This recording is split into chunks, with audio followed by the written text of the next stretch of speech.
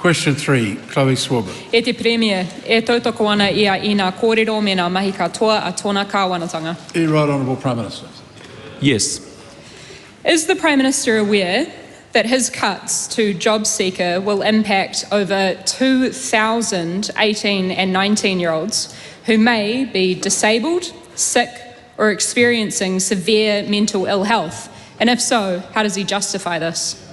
Our policy is designed for 18 and 19-year-olds that are on job seeker benefit. When you go on a job seeker benefit, you're deemed able and capable of working. You don't understand the question.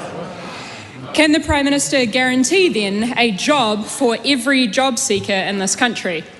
Well, that will also be up to the individual, the parents and the government's economic conditions to create those jobs. But again, we are sending a message very clearly to young people in New Zealand, unapologetically. We want you connected to work, we want you connected to training, we want you connected to education. Why are there 10,000 more unemployed young people and 36,000 fewer jobs in this country since he took office, if not because of his government's billions of dollars of cuts to investment?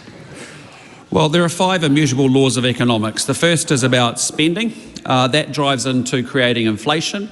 When you have high inflation, because spending went up 84%, you end up with 12 to 13 interest rate rises. That then, because of high interest rates and high inflation, means that actually businesses get squeezed because the economy is in a recession, and as a result, people unfortunately lose their jobs. And that's why, if you care about low and middle income working New Zealanders, like this government does, you actually make sure you run the economy well and you're a fiscal conservative. Does the Prime Minister understand then the basic maths that if there are 4 job seekers to every job that is available in this country, all of his cuts to job seeker support couldn't hope to possibly punish people into ghost jobs, but will only deepen poverty and homelessness? Point of order, the Honourable David Semmel. Mr Speaker, the standing orders are very clear that a question needn't contain irony or any more imputations than are required to make the question intelligible. Now, that's not actually a question designed to get information for the public. It's an attempt at theatre and making a speech.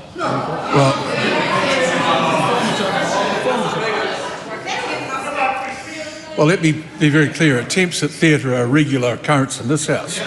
But I would say that putting in an expression like that is outside of those standing orders, and I'd encourage the member to rephrase some other way and start the question again. Does the Prime Minister understand that if there are 4 job seekers for every job that is currently available in this country, all of his cuts to job seeker support could not possibly punish people into jobs, but actually will deepen poverty, suffering and homelessness? On this side of the government, we care about young people. We're not prepared to actually just have them languishing and consigned to welfare like a Labour Greens government. And the last administration, with 3.2 to 3.5% unemployment, the Labour Greens government drove a 50% increase and put 60,000 more people on job seeker benefit. That is utterly shameful and unacceptable. We care about those young people. We want them connected to work, training and employment. We don't just say we'll leave you on welfare and that's good for you.